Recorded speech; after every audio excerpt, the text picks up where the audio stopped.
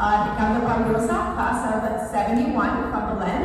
He has published 8 books of poetry, 6 of them with Carnegie Mellon University Press. This evening, he's going to be reading books based on the visual arts, and these are going to be included in his 9th book, which will be coming out next year. In addition, he has published hundreds of poems that have appeared in prestigious literary journals and anthologies worldwide. In addition, he's also a respected art critic, curator, and collector of Latin American art. So it's my pleasure to introduce Mr. Pau Llosa.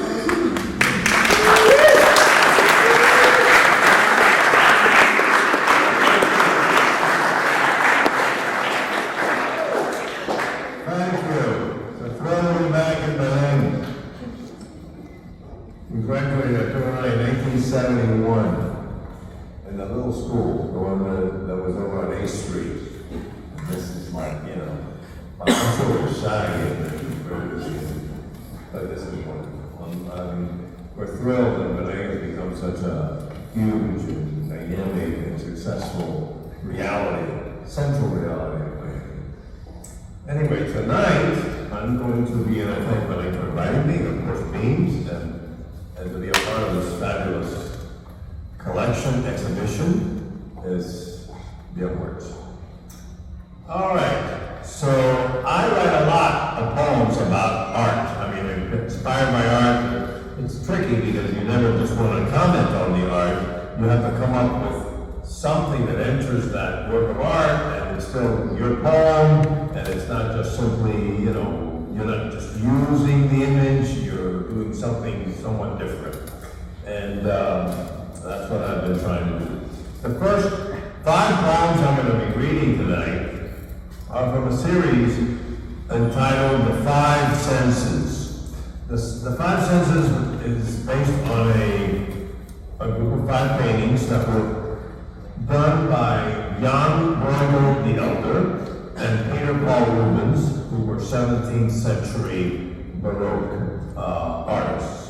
They were very good friends, which is kind of rare in artists because they're usually, like poets don't get along with poets, and painters don't usually get along with painters, and it can get messy. Anyway, but no, these guys were very good friends, and they collaborated on a number of projects together. In these paintings, what you'll see, let's put on the first one, is called Sight, based on the sense of sight. And all of the Rubens did the Venus and the Cupid figure in all of these paintings. And everything else that you see in the painting was done by Brueghel the Elder. So I guess you can figure out that Rubens was more important and therefore did less work.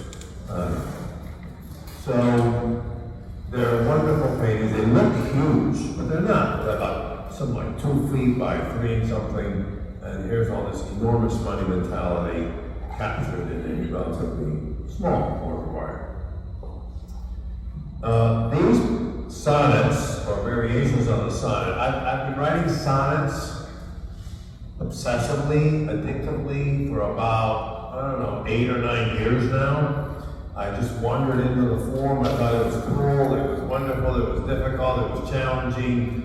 Any of you in here who write poetry or would like to write poetry, please don't do that. Stay away from the sonnet. Once you're in, you're done. I mean, it just clamps down on you. Your mind only works in this form, and that's it. You're a prisoner of the form.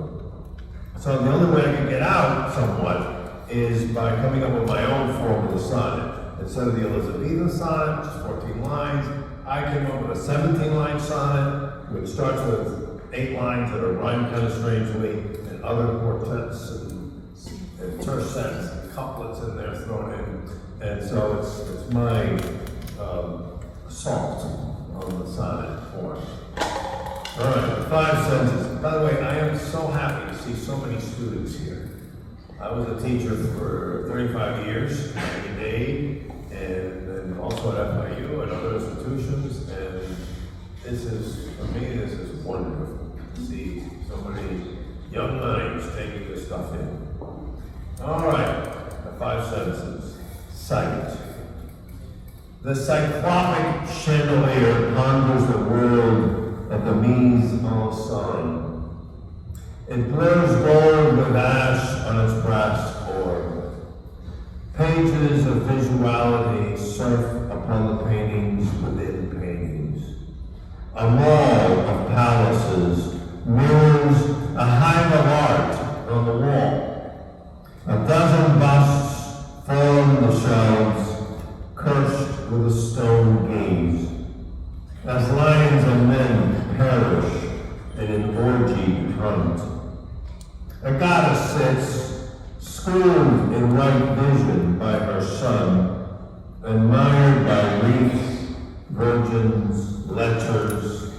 She is too tired to learn or rage, will shut her eyes and dream of rest.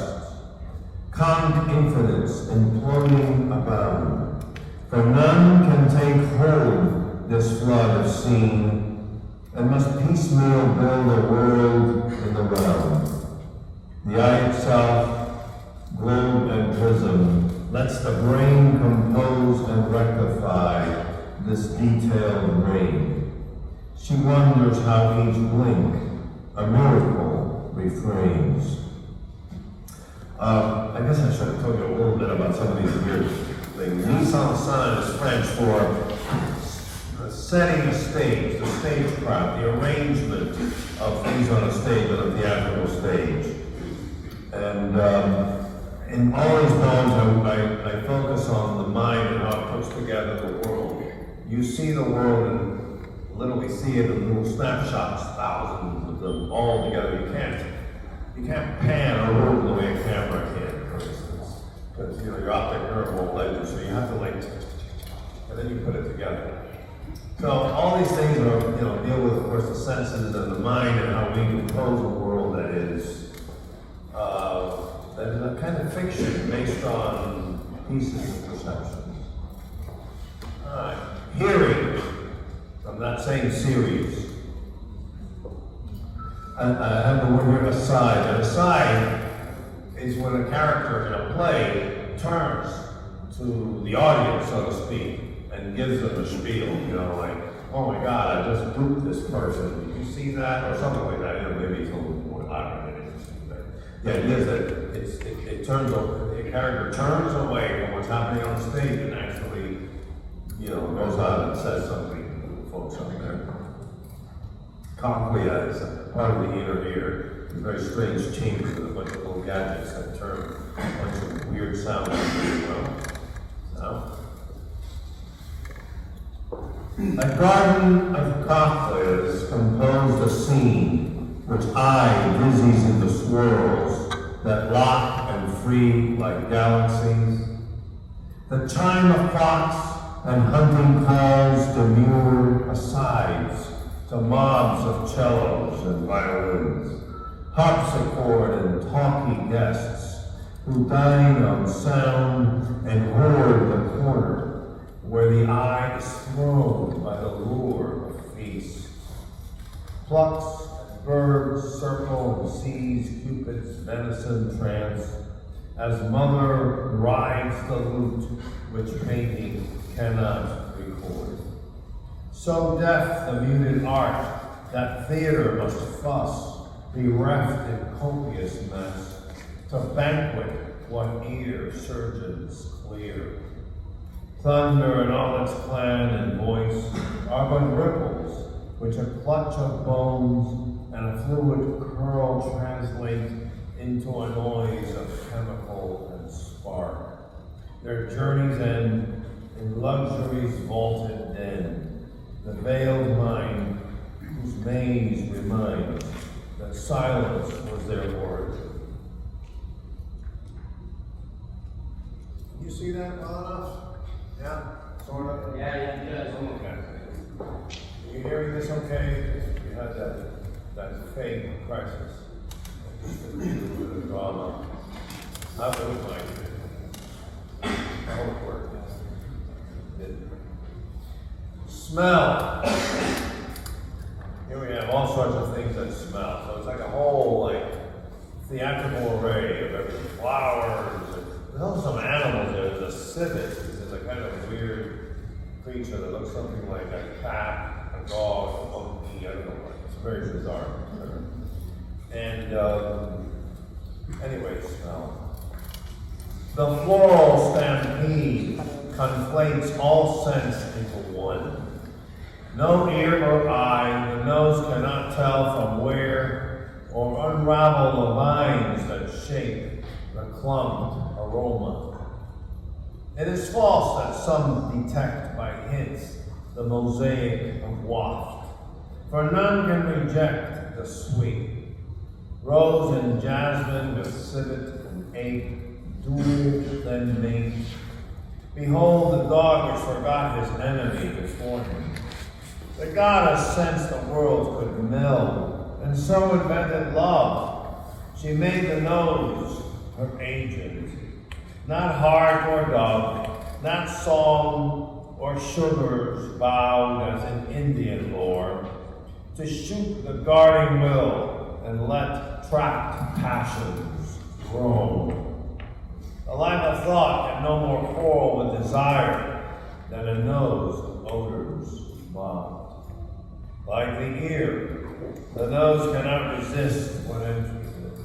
No closing lid desists, nor tongue or hand refuse muddle air's fine wrist. Taste. Let's see, there's some puns in here. At some point I talk about the veil of nose, that's end all apostrophe S, as in like negations. Of course, it's also pun on nose. And tongues is also pun on tongues. So I just mentioned that because poets like to say one word and mean like 15 different things. So if ever you're like in an English class, your teacher asks you, what does this mean, or how do you interpret it? You go, poets use a lot of puns, and they can mean many different things. And that way, you can like get a little sleep. Can't really grade you for our interpretation. Oh my God, I forgot to. Taste. To eat, we kill. Dismiss the chubby shooter veins and lust, and fill the room with needs, slaughter. The boar alone manages a severed grin below the martyred deer and over pheasants, round as bubbles in a drain. None of pleasant's fineries, the table, field, and floor deranged with pantries or grazing beasts who soon will feed. The goddess dresses almost right for dinner, as her satyr pours his heart out to allay whatever haunt of measure might betray that plenty is not the stuff of paradise. What then was Eden for? What promise merits devotion? The veil of nose, this crib that dies each hour, seeks counterweight in tons, not carrots, visions, or wings. The banquet's litany rebuffs hunger's time to last. Spare us the rough edge of doubt. We toast sweet pleasures, cuffs.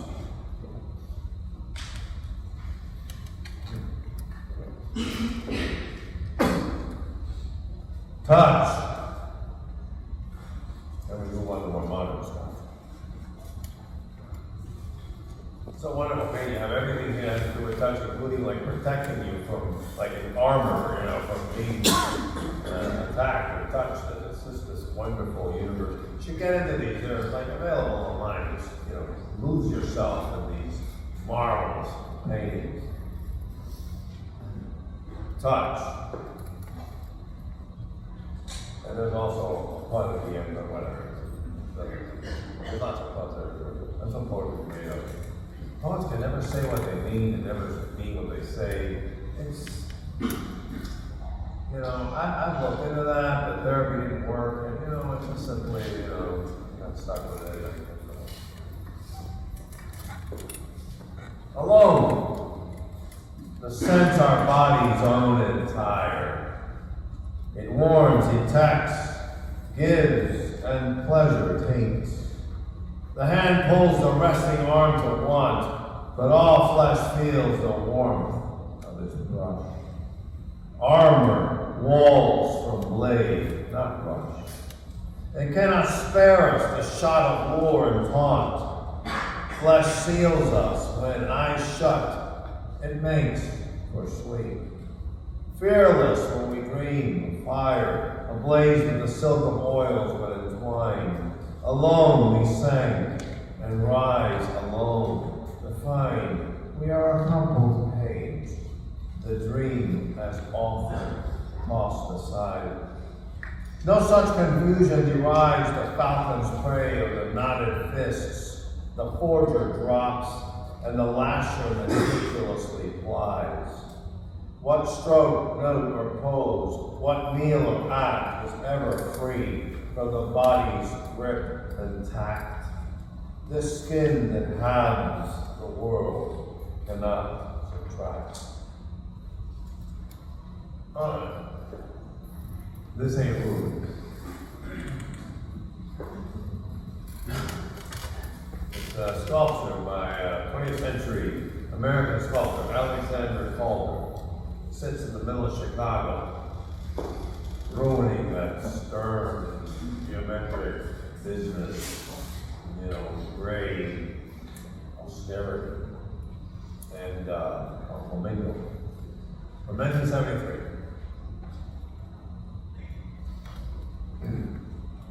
I know we thought, we think flamingos just like we invented them or something. I mean, you see, I live now most of the time in Key Largo, and everybody's got a flamingo somewhere in the house.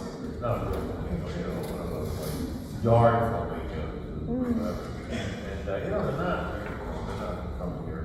Nothing is from here. Maybe not even Peru, but no, not even. No, nothing. Wow. Gosh, maybe Saturday. Okay. Calder, flamingo. Most nervous of lanky birds, yet icon of elegant patience. Forever sifting the concrete waters for critters too small to mourn. Whalers slaughtering or hunters mounding inedible horns merit our disgust, but not nature's methodical harvest. Cold, unfelt data is hunger's kill. We ponder in arm-crossed hum. At times, hearts chasing apart the pride, killing the giraffe colt, or the vulture squadron, cleaning the beach of turtle hatchlings. Should we night forth to save the insolvent brood? Flamingo, rhea, ostrich faced the 19th century of ravenous fashion. Now the giant steel sculpture blushes among virile introvert pains. Bronze-jawed grids that universal mask the mind of colossi. Beauty drenches the otherwise desert, homages waiting and abrupt lift into pink fire. The clouds rattle with fake dawn. Such dance and flight mate our freedoms with delicate beasts in dreams anchor images. This soldiers know. A cannonball too is the child of art and flame.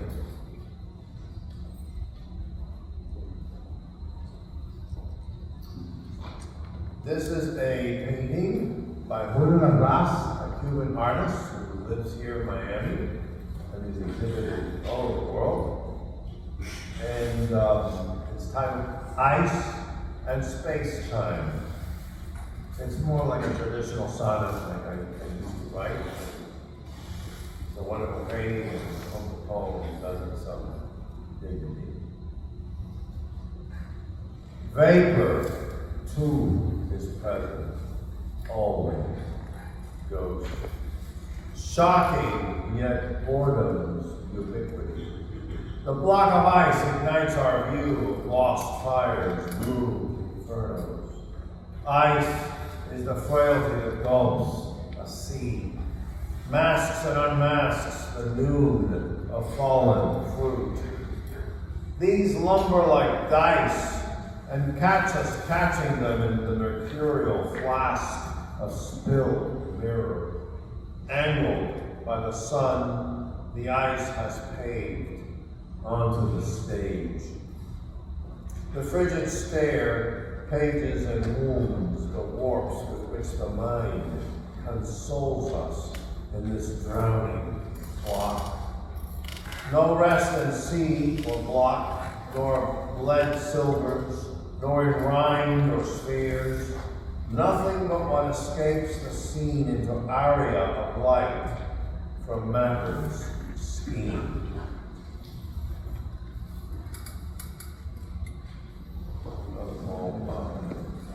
I used to have a line that I was using poetry. Oh my God, poets are always reading all these sad, poems and full of angst and, and rebellion against the absurdity of life. And, it's kind of caused me a little bit more humorous. And then I would say, and the next poem is entitled Annihilation.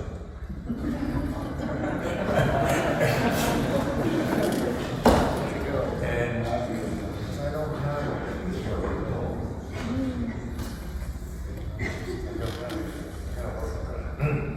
so this is not one of these. This is a poem about a ship wrecking up in the storm, crashing into rocks.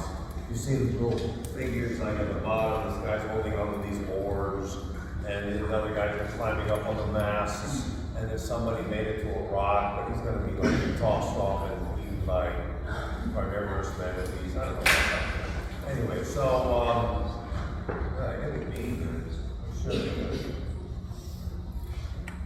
This is a painting by Willem van der Velde the Younger from the late 17th century. Ships in a Gale.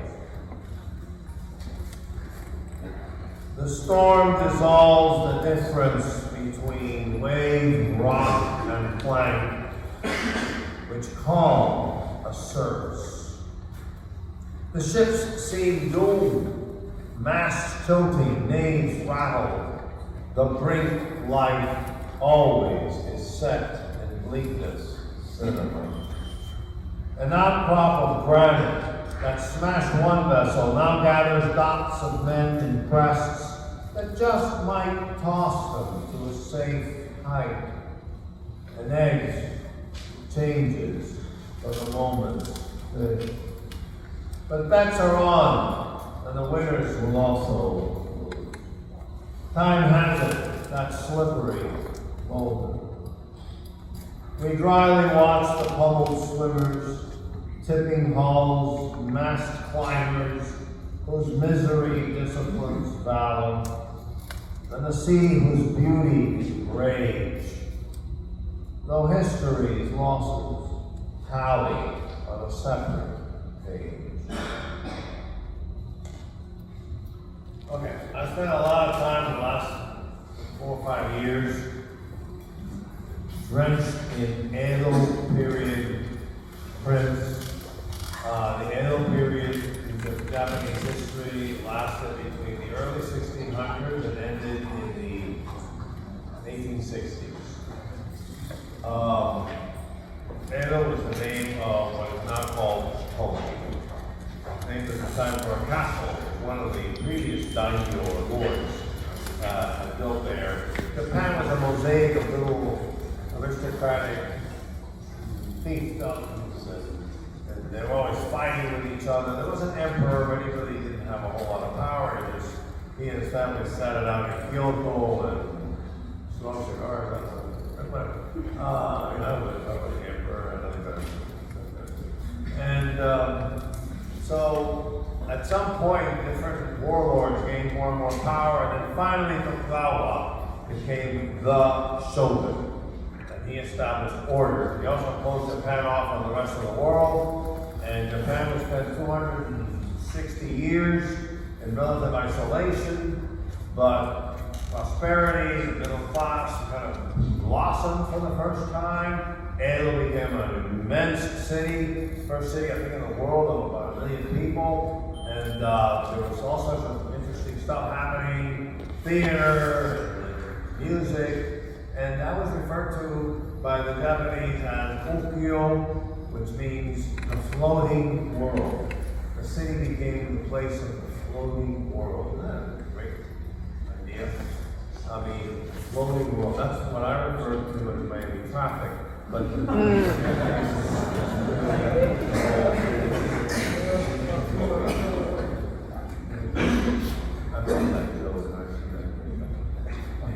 so, Matsumura Osu, late 18th century, and he did this beautiful image of this crab, and it was how simple, how free it is, the three frogs. Now, the Japanese artists at this time often had poems in their prints, so, but the poems were written by somebody else, and there was a calligrapher, and so it's just a whole fabulous world. You should get into it. I mean, there's a lot of it on the internet, so you have to go to the pen. So, I'm going to go for the crab. 3 frogs and a crab with a handful of strokes, and a poem on the side. The paper too talks, its abacus of bump and weed. Time drags itself into the picture through nature and sands we slander empty. No void in our world, for mine would dab it full. Subtle cauldron. We are the plodding and the scurry. Wet or dry, aliens of the immediate. No life regret can bend the body back to what it knew. So the land crab lugs its armor, stews in its heat. The frog, sleek, aberrant, master of the world's 2 selves, is tenant and lord. They welcome what new confusions arise, for resignation sometimes gets the prize. I want to have plenty of time for Q&A, so I'm going to look at my watch every once in a while. Make sure that we have time for that. Okay, this is by Hokusai, one of the great 19th century masters of this period. This is called a Hokusai. And what they are these painted,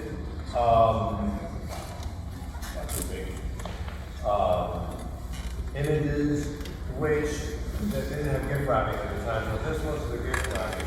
You would get a Hokusai, and you would cover your gift that you were taking to somebody.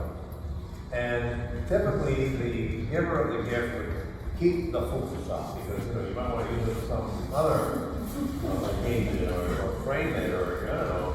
But if the receiver was a really important, famous poet, then you would leave the Hokusai with the gift. Okay.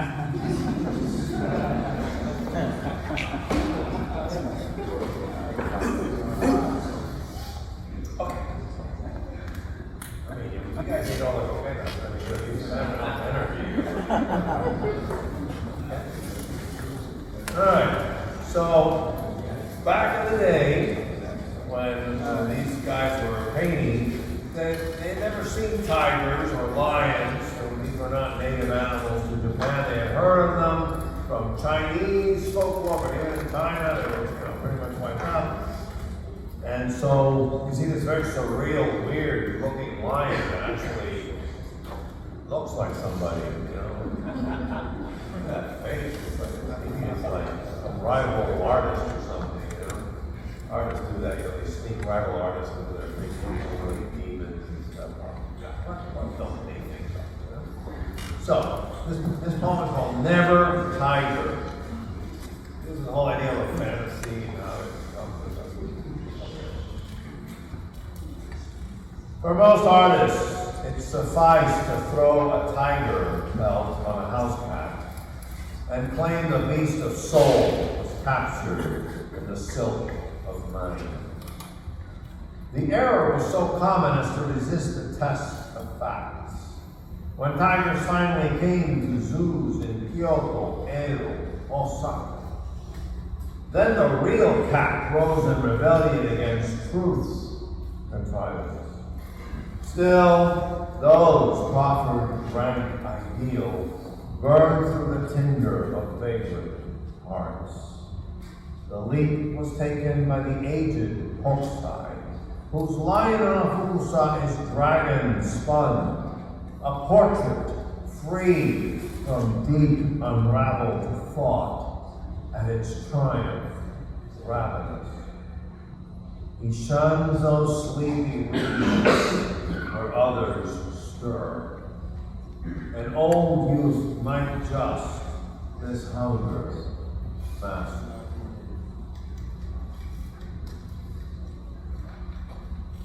Okay, long before there were videos, there were mangas. And I think we have mangas now, but animated stuff. And before they got that, Hokusai was already capturing the different steps of what was known as the sparrow dance, which was like a celebratory dance bringing spring and so forth. And then the sparrow dance changed into like a parade, some sort of ritual, and then of course came video, and then people do this on stage, and then it becomes kind of like a bizarre, weird, very different from the original. So here we have the original, and you don't see faces, you only see the hat, you never see the poses.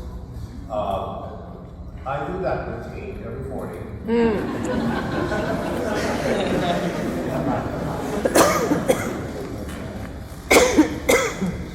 I try. I get to about the 8th.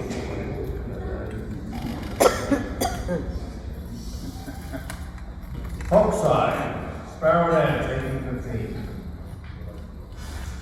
Video producers have given Hokusai sketches their final resting place in vibrant dance.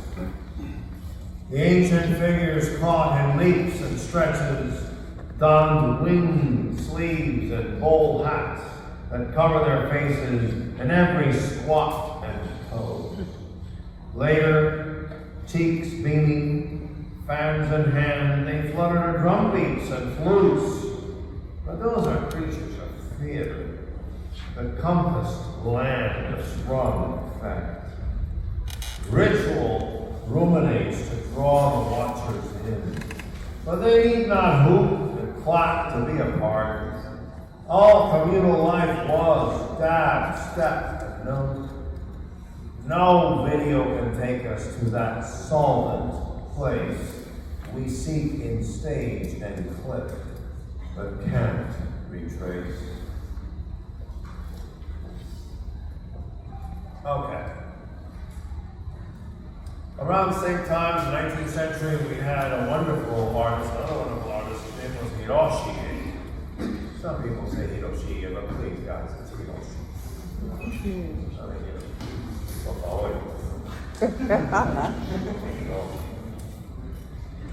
Japanese is typically say Spanish, the accent's on the third syllable in the end. So, all right, I'll throw that in, press the waitress at the sushi restaurant. Hiroshige and Hokusai too did an entire series of woodblock prints. And they became very popular. In fact, they made some money with that.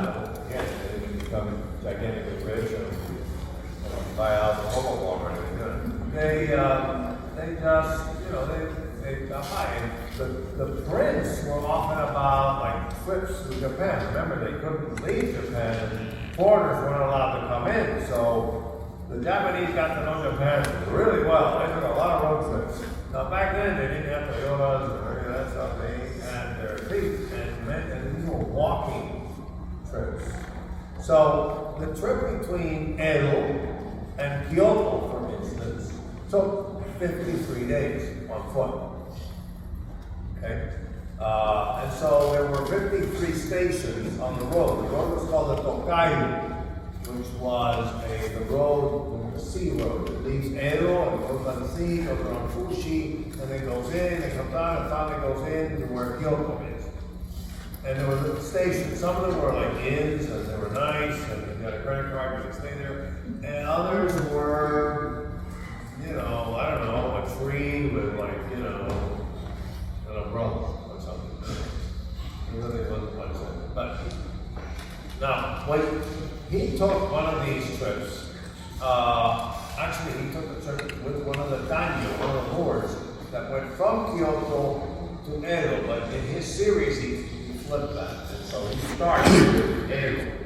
And the daimyo, the lord, has a huge retinue of servants and dudes with weird hats and they play flutes and, you know, I don't know, it's a whole number, you know.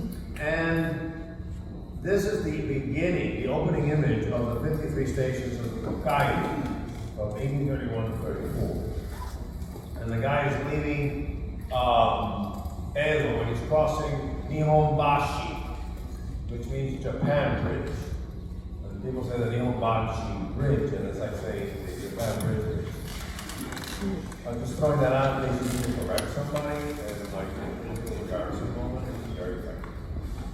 So, Nihonbashi, and he's leaving the city. There's still a Nihonbashi Bridge in Tokyo, but it's an expressway with 43,000 lanes, and you know.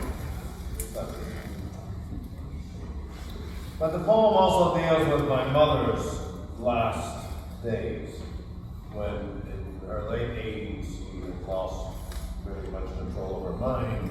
And thinking the Lord leaving the city in order to go and visit the emperor was a ritual sort of obeisance. Sort of reminded me of how she was leaving one place of comfort and entering into a bizarre world she did not know. Pre-dawn, I see my mother's reflection on the dark TV screen. A night turmoil. She'll think it is evening when rising. A Lord is upon us in stark procession crossing the bridge. His servants sink from the weight they carry. The arch of wooden planks creaks, and the fishmongers and dogs part to let it pass. I too must bend to salve her blanks of memory. Dispel visions and visitors she admits might not be engulfed, fearing her mind. A gentle pilot cannot spare the waves or what's in them. No more can the Lord find a cause to not disrupt the poor who crave his struggle. He is an illusion as they to him. A light opens, then quits. Morning, then. Now, once you left Edo, you started going on these different stops. This is the first station of the Tokaido, and it's Shinagawa. And it's right off the coast. You can see the ships. Now, these prints were very important to 19th century painters in Europe. They collected these with reckless abandon. Sergeant Mangot, all these guys, you know, they got, all these people collected these prints, and you can see what they were so intrigued by.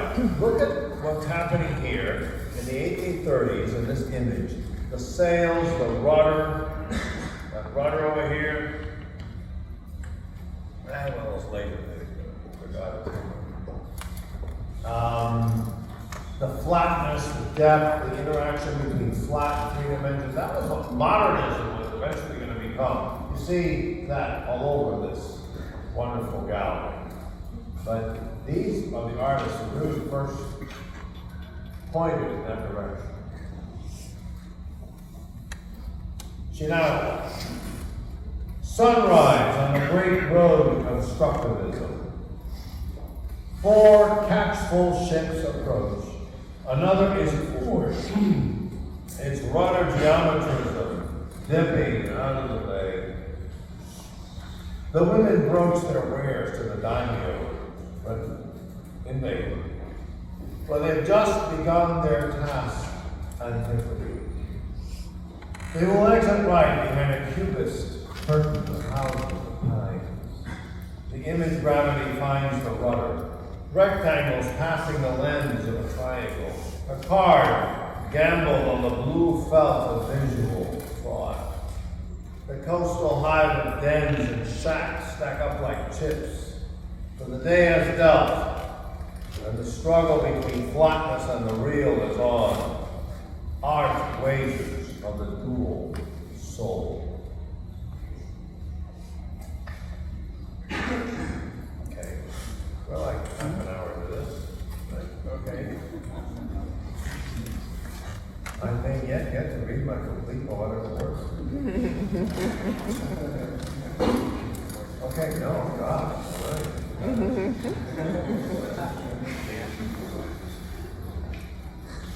Kanagawa, the third station, also deals with art. How artists explore the whole concept of sight, and break apart the world, take away what you know about it, put back the idea into the forms and the rhythms, and do all that stuff. Abstraction is the eye's shorthand for suspension.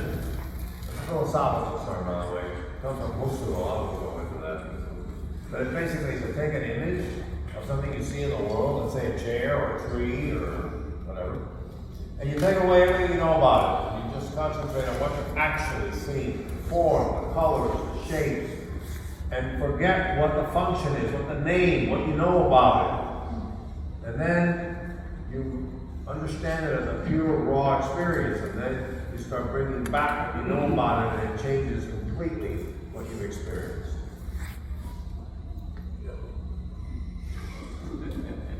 Yes. Okay. Abstraction is the eye's shorthand for suspension, the holding off that other details may come into the mind, but it is not an absolute, as our modern think when they execute their spill, slice, and rub. At random, they proudly shove a reference into oblivion. Hiroshige grasped that the abstract forms of land are clearly different from those of the sea, even if the object in question is man-made. A sail, a hull, take on geometry and shade in ways unknown to feel. Roofs unseen. For it is the eye that paints, and not the hand. The grammars of city, ocean, sky, and streams train the mind with the freedom of their schemes. Okay. The eighth station. I don't have one for every single station. Guys, oh my God, it's like, 38 of the black. Oh, wait. Oh, God. Hey. Oh, it's big money. Okay. Oi soul. Now, this is an interesting image because you see all these poor people, and it's raining. You don't know lines coming down, it's raining. You know, she really love rain. So there's a lot of friends that deal with rain. It's just slashes. And these people are running, and they're running under these like straw raincoats. Straw raincoats. So that is a fashion that will never come back. Ever. So if you invested heavily in straw raincoats,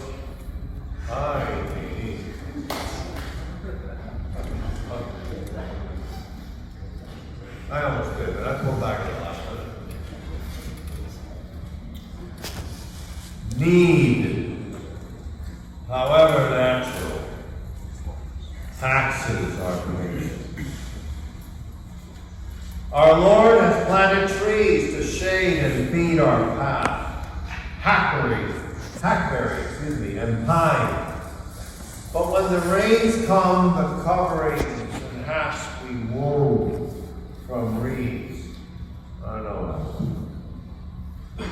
By bales and bundles we teach our lives to mean. By steps our journeys mark how we are spent on roads that never reach their end. We enter them and depart, and we obey and trade, carry and disown as if we too were spoiling cargo. We plot our humble get-by. A meager village is home for the storm. Grateful, warm, a pot of almost soup. So little is so much. With 2 steps, we know enough to judge.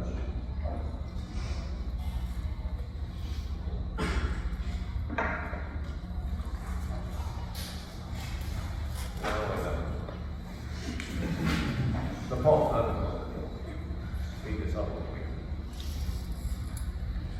This is an interesting image. It's Canaya, or if you're Miami, Canaya.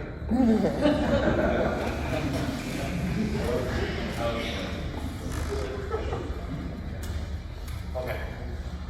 The 24th station of the 53 stations. Now, I don't quite understand where the station is here because these are like sand dunes and the water from the sea has come in and it's kind of bizarre. They have to literally like strip and carry the daimyo and all of his luggage up so that they don't get wet. It's exactly the kind of service we get today. And then they get themselves together again on the other side. It's very interesting. The shoguns built roads, but they didn't like bridges very much. There's also the speculation maybe bridges were a little bit too dynamic, brings people together a little bit more quickly, or I don't know what happened there. But bridges are a rarity in shogunate road building. So I'm thinking that the station is from where the artist is positioned.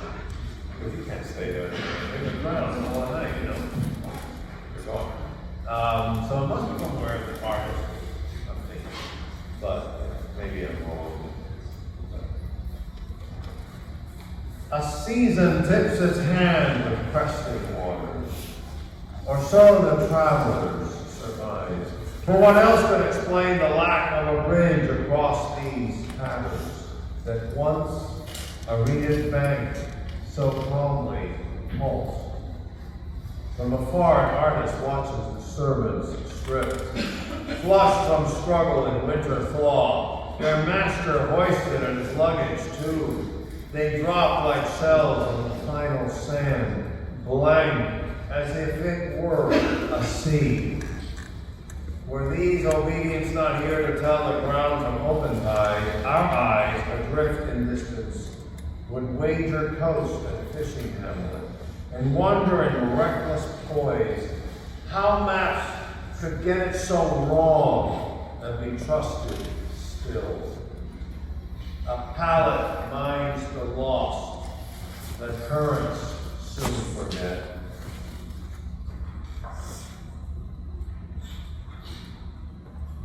Okay. This next poem is actually titled Blanket Warmer. And it's at an ICU. This was like the next step after that hospital.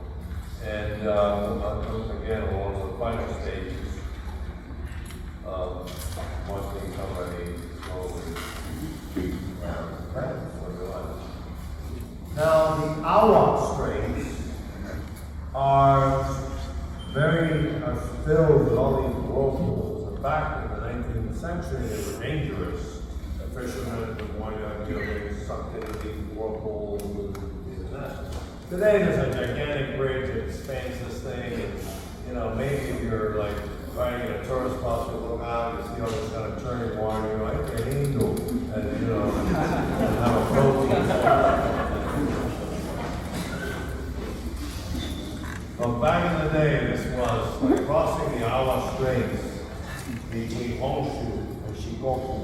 through the island of Hawaii is complicated too. So, sitting in this ICU and I'm seeing this like bizarre thing with a bunch of blankets rolled up. You can see the rolling blanket that they give to patients as well as the people who were there. And so it triggered this. No rush like matters, panic before a void. Off Naruto, Edo period masters Hokusai and Hiroshige beheld the roiled expanse in which fishermen saw disaster as emblem of their purifying culture. Today, a sky bridge and tourist boats reduce the scene to aberrant glance and profit function. Unaware, the artists also prophesied these toils as warming wool, patience kin, request amid the frigid pavilion. Like eyes in vigil, the fingerprints swirl, spin, like stacked, weapons loaded with the promise of comfort. All around us, the treachery of frame from tubes and leaks, caught in machine fervor that cannot pull us from the frenzy and vortex all flesh becomes. But clean, warm, mantle both patient and sick, we shall hear in numbing solace, like priests in long spent blanks and bones, with carnage stains and failures, sure praise. Almost done with the Japanese stuff.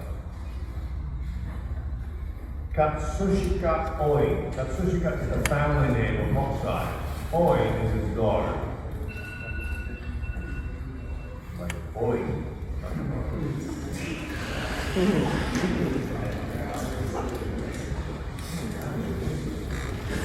Now the Yoshiwara was the, so we put this, the naughty part of the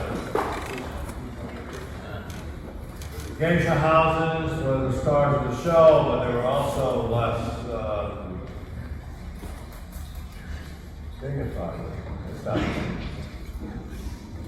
The Shiwara was in the heart of what is today Tokyo, but then eventually as the city grew and they moved it out, and out. And there is a Yoshiwara, eventually it disappeared, but it became very easy to get them out of the way.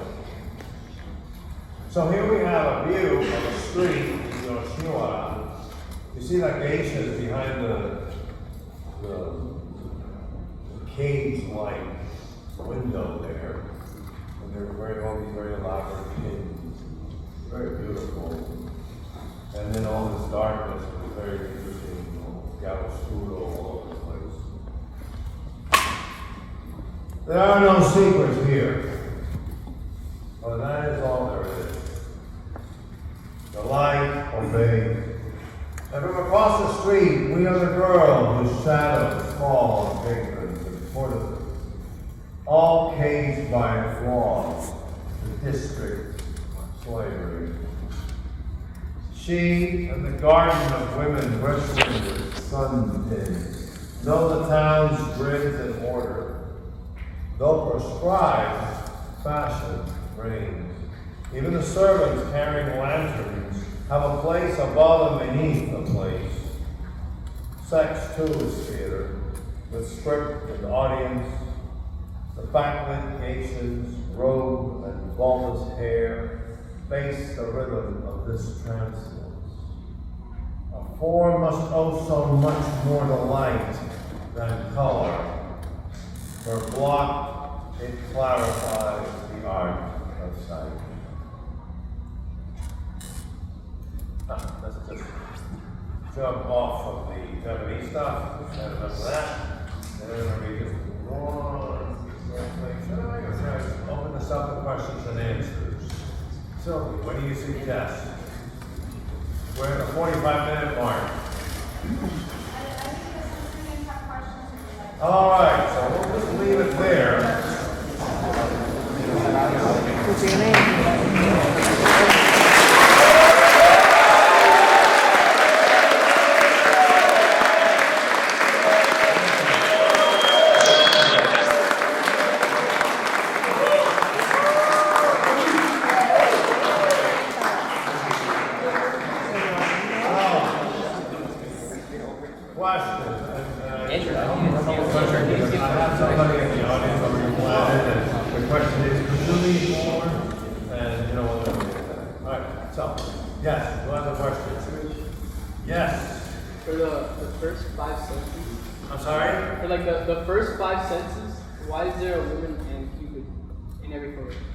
The woman is Aphrodite or Venus in the Roman pantheon, and the little Cupid, that's the Roman version of Eros, is her son. So she sends him off to shoot mad, weird passions into people, and has been doing this for like ever. I mean, my God, he must have like the world's biggest Amazon account of arrows. And so that's why you see her there. And it has nothing to do with the senses, because after all, it's not just love and attraction, but the love of the world, the love of experience, and they come into us through our senses. All right, over here. What class did you teach when you taught at university? I taught at Miami. I taught at FIU for a while, then at Miami-Dade. I taught English and creative writing, and advanced comm, and also literature surveys. I made them read ancient literature, Homer, Euripides, and I did that because I didn't like them. That's not kidding. Yes. Okay, over here. How did you come across the artworks that you read that you wrote your poem? I can't hear you. Sorry. How did you come across the artworks that you wrote your poem? Well, I guess I'm aware of it, and then at some point it kind of like hits you that you got to write a poem about this. I've been aware of Rubens, for instance, and of Japanese prints for a very long time, and then at some point they turned into poems. I have no idea how that happened. All right, over here, in back, yes. Mir. Yeah. Did you get any influence from traditional Japanese haiku in your poems regarding to the Japanese works? I guess, yeah, I read haiku.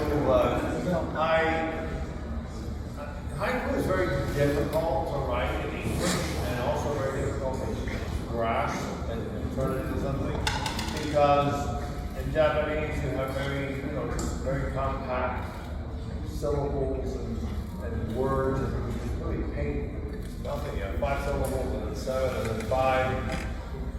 And it's much simpler in English. It's like, like maneuvering a locomotive. It's quite difficult. Okay.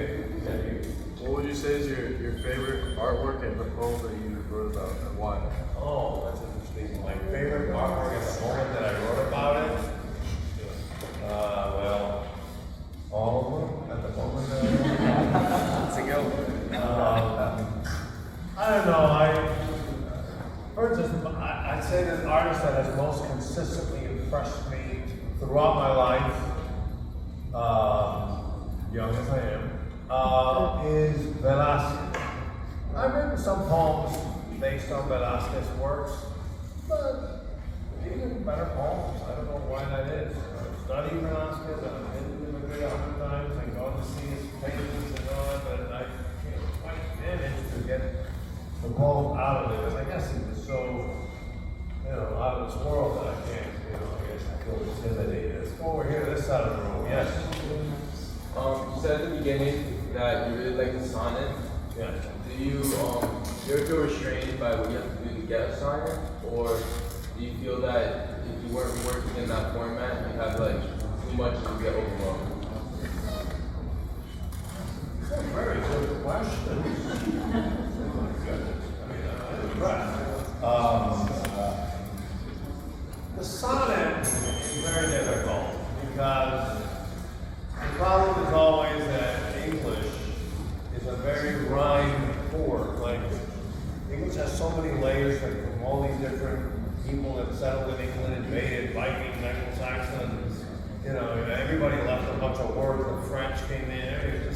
mess. It's sort of like, I don't know, chaotic. And in fact, English is probably the last important European language to have an established dictionary and grammar. You know, all the others have Royal Academy, French and Spanish and so forth. The English, you're like in the late 1700s, they're still like, you know, everybody spelled words however they felt like. Why it's such a chaotic language in that regard. So it's very hard to rhyme in English without, you know, sounding like, you know, you have an ear infection or something, you know. You know, it's like, hey, where are those drops? And so the trick was to get past that, and that took years. And then once you get past that, you're like there for life.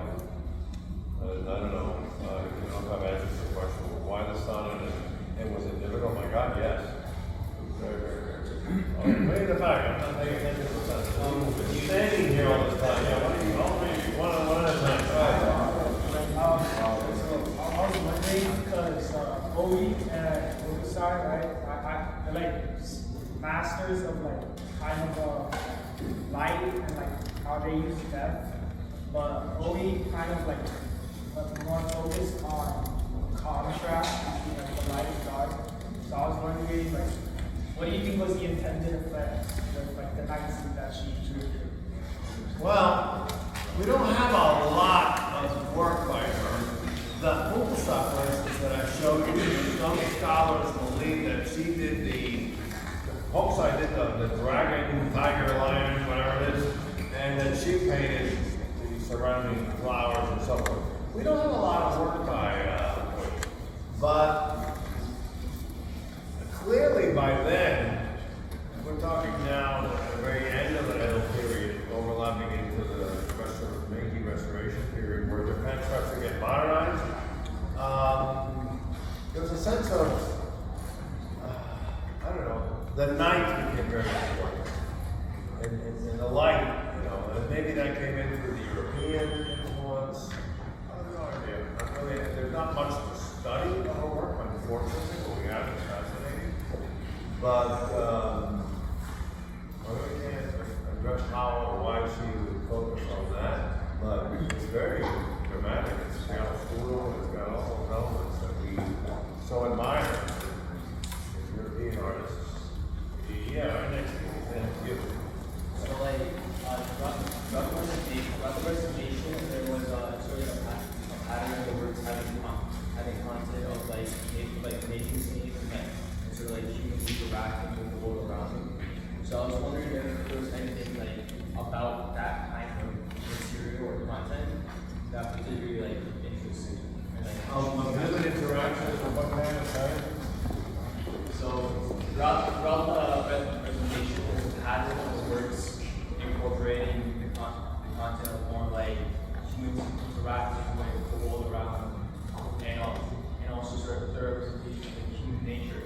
So I was wondering if there's anything about that kind of particular subject matter that like interests you in particular. Well, certainly, when we use the word nature, we often mean one or both, usually both, because obviously we have that inner nature, the external world in which we are happy to or condemned to exist with all of its rules and limitations and joys. The artists are not oblivious to that. When you look very carefully at these prints, these are very defined characters. They're not, they're not just like little figures that, the typical this or the typical that, or this one represents, I don't know, the traveler or the business person or the soldier or no, they have a tremendous sense of individuality. And that, of course, is amazing because they get that on a print, so it's a one-block print. And people were enchanted by these prints. They sold out, and they were very popular. And so it wasn't just the artist like working in this like obsession. It was the whole public was enthralled by that duality, by that individuality. And for instance, they were also very intrigued by the sights of Japan and even of Edo. You know, it wasn't just the Tokaido. These guys then, after the Tokaido Road, they did a bunch of Fuji and, you know, whatever, expressways to who knows where. And they were always like, almost like tourists. You would think tourist art, but there weren't. They were homages to the different places and the different challenges of what it meant to live in these places. So it was all about the individual, the peculiarities therein. One more in the back and then we'll swallow. How about over here? Yeah. Ignoring this side of the room for some reason. Go ahead. I was wondering what your writing process is like when you're actually writing a poem. Is your group just like meaning, or is that just on the screen, or you actually go listen to painting in person? Well, I've written a lot about paintings that I have. None of the ones in this book. So sometimes it's a painting that I'm actually living with, or sculpture. Other times, yes, it's stuff I've seen in books or that I see online. And I read up on it, but then I try to forget as much as I can about that. I just want to make sure I don't wind up stumbling into a fact that I might think is a big surprise. It's sort of like, you know, reinventing ketchup. And so I don't want to do that. And so I want to make sure I get this information, and so I put it aside. And I have to somehow come up with another work of art with its own mysteries and clarities that references a world unto itself, which is what a work of art is. Every work of art is a world unto itself. And so it's not like you're addressing an object in the world that everybody can relate to. You're addressing an entire world that has already been synthesized by the painter from the common experience. And so now you have to walk in there and deal with it as a writer, as a poet, like maybe you would have a landscape or water or something like that. Very different phenomenon.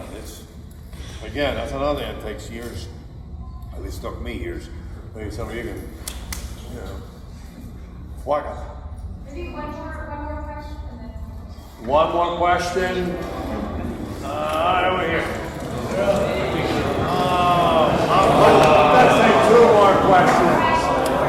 I love questions. I live over here and then back there.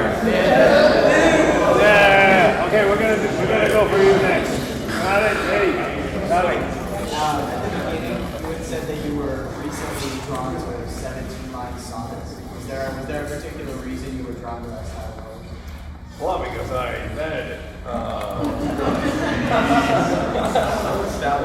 I start with an octave, 8 lines, and then the 4th and the 5th line become a couplet, and then it rhymes out from there. So it's like a butterfly, if you will. You know?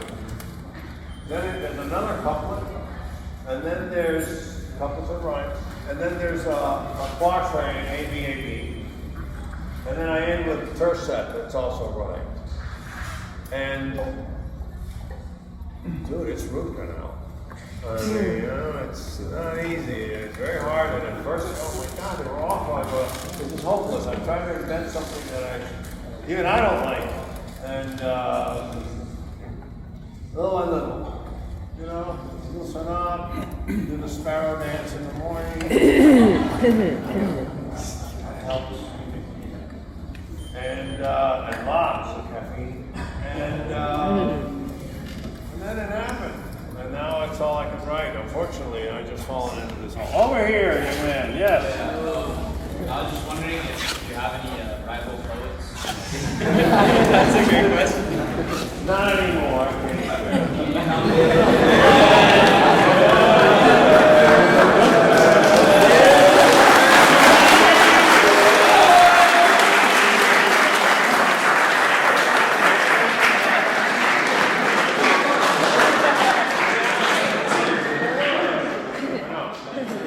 Because I think I left out a whole section of the room here, or we're done.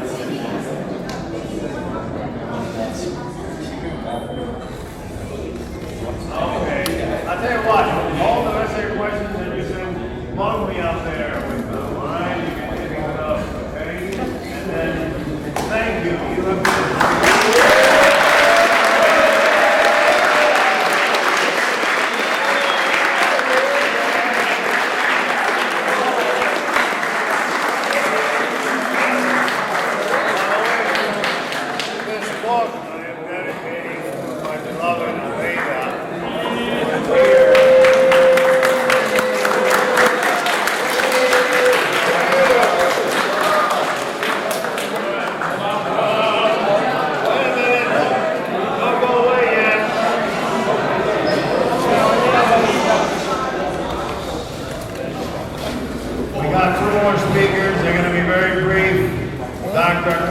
Mosquera was my old friend from high school and turned into a great art patron and Octavio directs beans, but not it.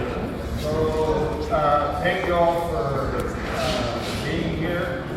I used to be the section chair, Oscar, and several of the other founders of teams, that arts and media major section. And currently I'm the director of the Belén Team. And Oscar is the current section chair, and we are so very happy that you all could join us. We're especially proud for Ricardo honoring us with this opening reading this evening. And I know my wife Lisa joins me in saying how wonderful it is to have him here, because if you get a chance to read the catalog, you will see that he's one of the persons that this exhibition catalog is dedicated to. Ricardo was instrumental in us starting Belén. We always had a love of art, visiting museums and art studios when I was a kid, but it was Ricardo that mentored us in collecting seriously in forming this collection. So, Oscar, do you want to say a couple of words? Just to thank you, Arturo, and for this, what you see around you is because of you. It's because of you.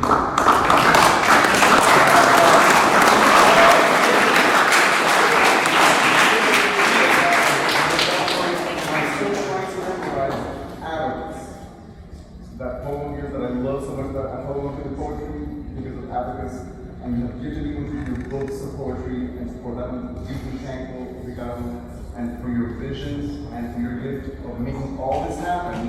It would not happen because of you, so I'm like a casual,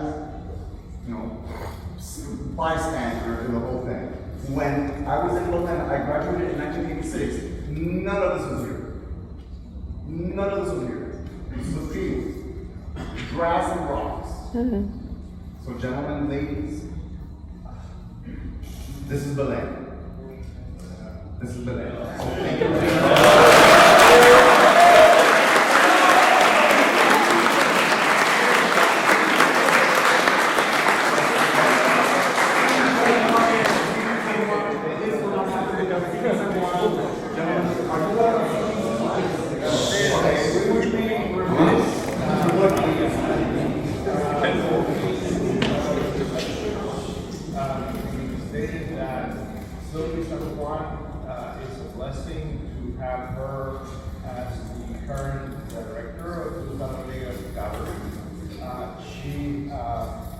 Basically was the catalyst and driving force, curating and making this exhibition a reality.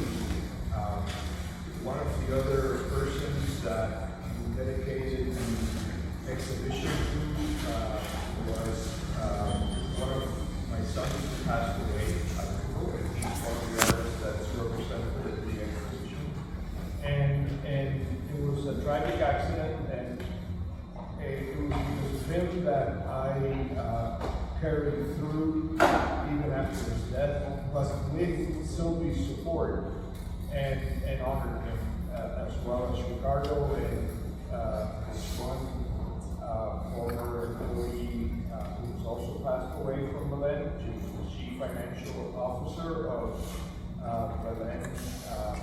Her name was Calder.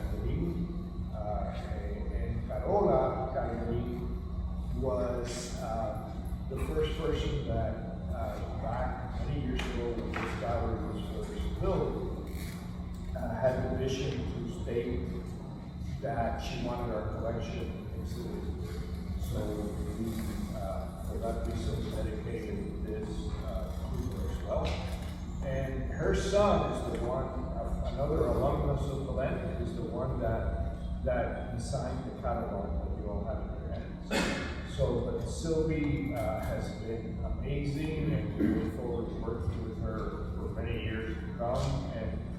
also have to acknowledge Leora, who has been phenomenal in the short time since she joined the staff of the Commission. So thank you all so much.